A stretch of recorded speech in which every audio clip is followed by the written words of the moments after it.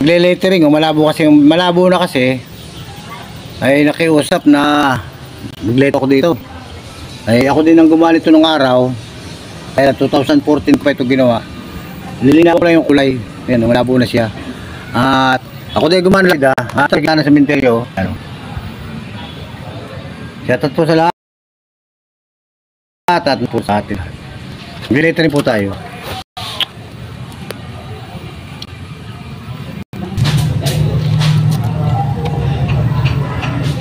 Dali na mag-letter nito.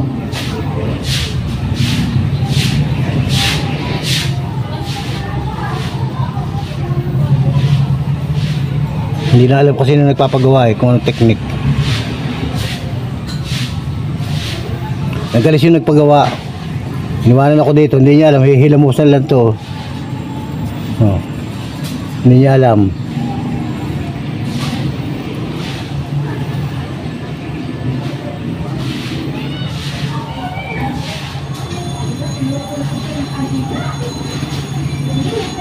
Pag hindi alam to, akala nyo bakit ganito ang lettering ko.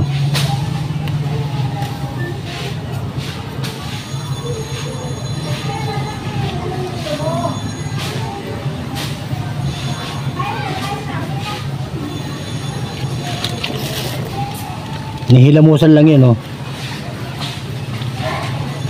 Kaya lang nagpagawa, hindi man niya alam kung paano gagawin, eh. Siyempre, para gawa tayo ng lapid, ah. Alam natin technique. Pero iba pala nagle-lettering, hindi ganyan, hindi nila alam.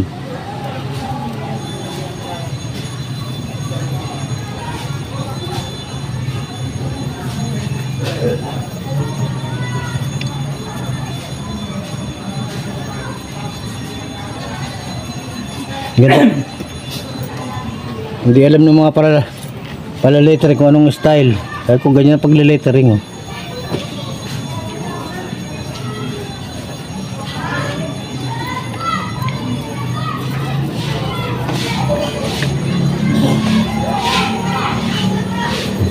Na agad, oh.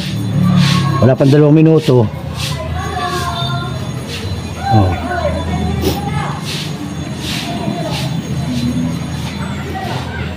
Pakita ko sa inyo.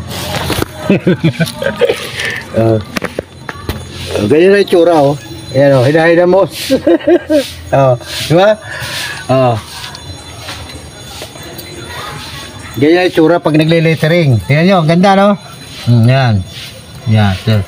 Abangan nyo, dilinisin natin.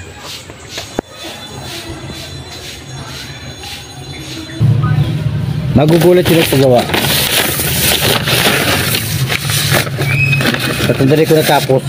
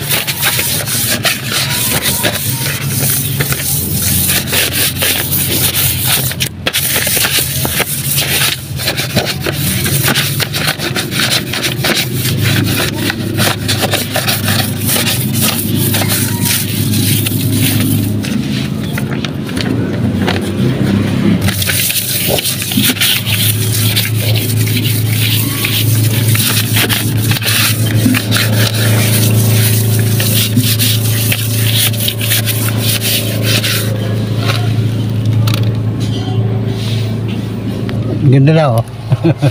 Oh. Ayos na, oh. Oh. Ayos na, gawa na.